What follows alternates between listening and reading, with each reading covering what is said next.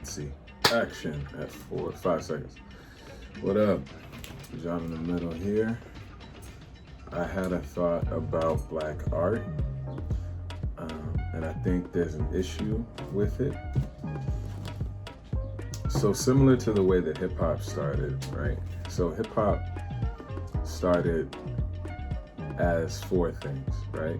An accumulation of four elements. DJing, MCing, graffiti, that's important in this story, right? And breakdancing. Graffiti, when hip hop was first blossoming, would be spray painted onto the sides of trains. These trains would enter and exit the birthplace of hip hop, the Bronx. Trains like the 4, 5, the 6, the 2, and the 3, they all enter and exit the Bronx on a daily basis. This is important. That graffiti at the time essentially was an SOS. It was a distress signal. It was basically saying, help, there are people in the ghetto in a place called the Bronx that need help of any kind. And this is essentially one of the reasons graffiti became an element of hip hop and so important and massively popular to this day. Why am I mentioning hip hop? Well, I'm saying that to say, just like graffiti started as an SOS signal, hip hop started as a way to spread a message. And I'm bringing that up when I talk about black art because I think the problem with black art is kind of similar to the way hip hop became rap to this day, right? Like black art, when someone thinks, at least in the Western world, when someone thinks about black art, you don't necessarily think about it having a direct purpose, right? Like you don't think of it being a part of whatever is best for black people or people of indigenous descent, right? When you hear black art, you typically think of whatever you've seen in a museum, right? A museum, 8 out of 10, 9 out of 10 times, that is privately owned by non-black people. No issue, no problem. The only reason that's relevant is because today, black art, again, is typically considered art from with black anything as the muse created by a black person. And the kind of black art that the masses have consistent availability to when it's available. 8 or 9 times out of 10 will be exhibited at a museum. And for that reason, the black art that we think about when we hear the words black art is art created by black people, which is great, but it's not necessarily contributing to a solution for us in the same, or asking questions that ought to be asked in the same, and that's a big statement, right? So let me draw a comparison. Compared to the art from the Harlem Renaissance. People like Selma Burke, Langston Hughes, Zora Neale Hurston, Alan Locke, Jacob Lawrence, Ramir Bearden, we're all asking, Aaron Douglas, we're all asking the question in their art, through their art, where are we from? They were examining the recent events in the South that led to the mass migration to the north, to northern cities like Chicago, like Cleveland, like Detroit, and like Harlem, New York City. In their art, they were asking the questions, where did we come from in the South? What experiences did we all come from that we can all relate to? And then they were asking, where are we from in terms of before this occurrence of colonialism? And then they were asking, where are we going? And I still think in 2021, those are extremely relevant questions. And the art that we think about now, in my opinion, when you think of the word black art, is art that doesn't speak to those issues. It might capture a president's likeness. It might capture the likeness of everyday black life. It might capture the thoughts of a black person through abstract work. It might be a sculpture of a slave in the form of a sphinx. Could be a number of things. And to varying degrees, all of those things contribute to black culture, no doubt. But does it contribute to a solution for black people as a whole? Or at the very least, similar to the artwork from the Harlem Renaissance, does it ask questions that need to be asked right now? Right? For me, this conversation, or what I'm saying, isn't about saying whose work I like or dislike, as much as it's saying what art is being patronized and why, and how can art that is focused upon being utilized as a tool for the best interest of a group of people, how does that happen? Right? I don't think it's any one artist's fault. I don't think it's the masses' fault. But I do think the art that is selected for exhibition and patronage, a lot of times nowadays, is selected because of one or two things. Either whoever's selecting it really enjoys the art, and that's a whole nother conversation, or it's a really expensive piece of art. And the collection house wants to show it off by allowing it to be exhibited at an art museum. Again, no problem. I have no gripes, no issues with that. None of that. What I'm saying is, if a majority, if not all museums, nationally, if not globally, are owned and operated by people of European descent, white people, and the way that they determine what black art goes on exhibition is because it was expensive, or they really like it, or they've been conditioned to like it, right? Because the art world is funny, because there are several dozen artists that you're not expected to have an opinion about their work, or rather an opinion about their work that is not what has been heard before, is uncommon, and people aren't prepared to hear it.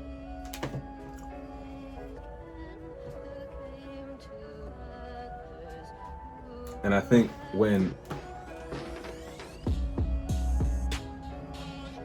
there's nothing wrong with someone like Basquiat's work.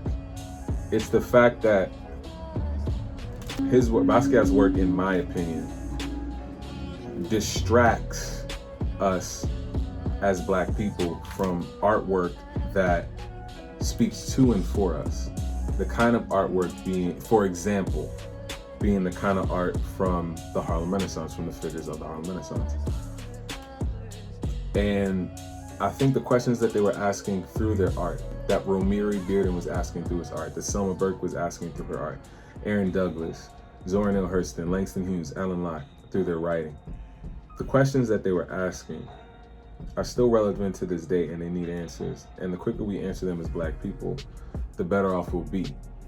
And if art can be utilized as a tool to do just that, why hasn't it? And I believe that the answer to that question is we as the masses, black, white, purple, zebra colored, whatever, have been distracted by, rightfully so, by the artists that have been selected by arts institutions for whatever reason they're selecting those artists. And a lot of times in my experience, art institutions like museums are selecting art that they believe the masses are gonna like. I don't think there's anything that is like intentional about the state of the arts right now. I just think museums choose what they think people are like based on where art is positioned in culture, based on how much the art is valued at, based on if a collection is willing to also give them money to work on other projects throughout the museum, as long as they exhibit the artwork that the collection wants to exhibit, right? Like, that's all well and good. It's all well and good. But if you examine the statistics since the 1980s, like I have, you notice a trend, said trend being that museum patronage, attendance, and museum membership continues to go down since the Reagan administration, during which the National Endowment of the Arts funding was cut nearly in half. And to this day, arts funding continues to be cut and slashed and cut and slashed and cut and slashed. Even if it's been done in good faith, even if the artists that are considered Black art that have been selected, at least in recent times, by art institutions like museums, if they're being selected because they think the masses want to see them, we gotta start questioning if the masses want to see them, because ain't nobody going to museums. And I'm not even saying you have to stop exhibiting the works of the Black art that's being exhibited nowadays, but I am saying Black people will be better off if the art that is associated with the term Black art, the art that is exhibited under the term or the banner Black art, also includes work from artists like Selma Burke, artists from the Harlem Renaissance, for instance, and art that asks the questions that need to be asked for and by Black people in the interest of whatever is best for Black people. That's a different video though. And a lot of times the artists who we champion or who are championed, as amazing as the work may be, for example, like a Kehinde Wiley, whose work is amazing, it's also like, even as beautiful as the work is, and it's his decision, it's his practice, but even as beautiful as the work is, it doesn't contribute back to the muse.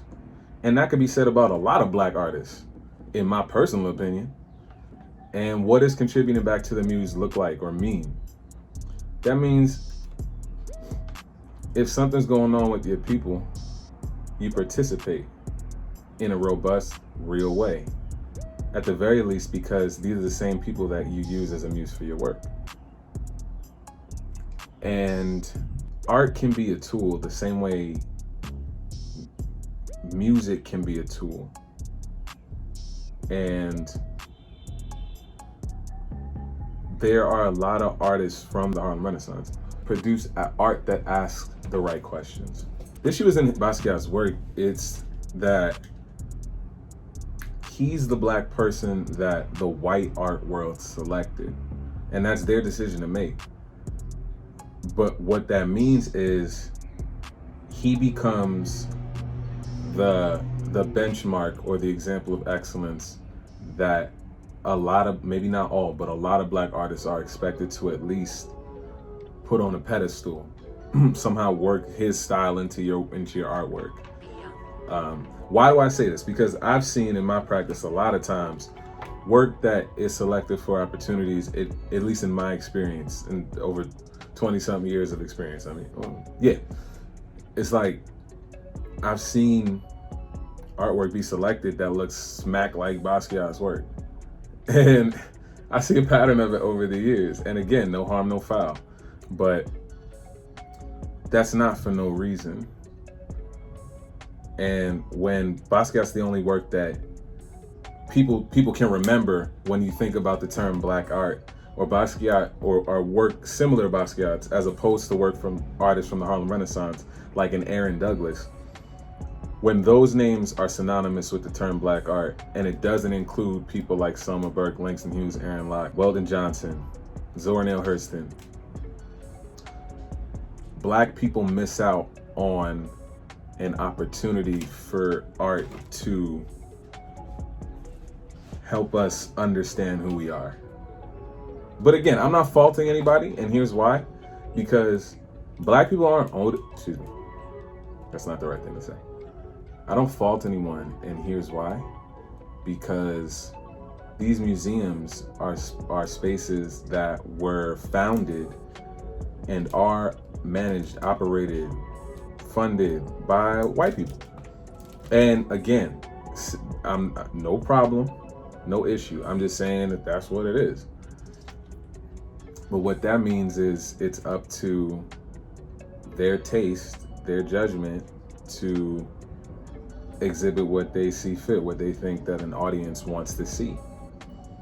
And I can't tell you how many times, and I won't say the museum, but it's in New York. I can't tell you how many times I went to this museum. It's an amazing museum. But I've seen the same exhibition at this museum at least 5 times. And because I know where the museum is and the kind of museum it is and the following it has, I understand that they're trying to do what they think people want them to do.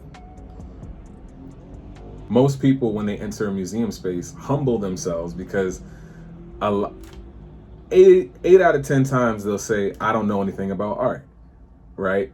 But the museum is putting on exhibitions based on what they think people want to see, right? And that's not even, I'm not even saying this to say stop doing that, but I am saying that to say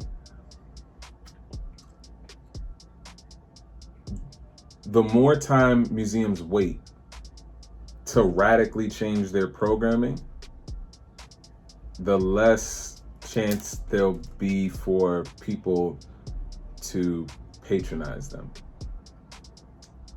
So, gotta switch up the plan, I think. And I think once that happens, once that happens, there's an opportunity for the kind of art that I think black people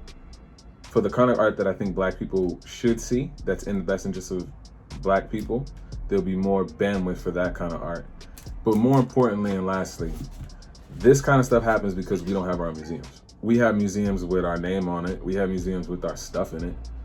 But we don't have any museums that are founded, owned, and operated by us. If you disagree, that's great, but I'll need you to list what museum it is, and I would appreciate it. Thank you so much in advance. But based on my research, ain't no black owned and founded museums, especially art museums. Let's stick to art museums, to be fair. And for that reason, there's no reason to prioritize what's best for black people. I'm asking that as a black artist who understands and produces art. But they're not entitled to give a fuck. This is just an interesting observation I made. And again, the issue with black art is we are fixated on what has been selected by a art world dominated by a Eurocentric perspective. And that means art that costs a lot of money, art that has circulated in a certain space in society, and art from a certain class of several dozen European currently deceased artists is the standard. And in business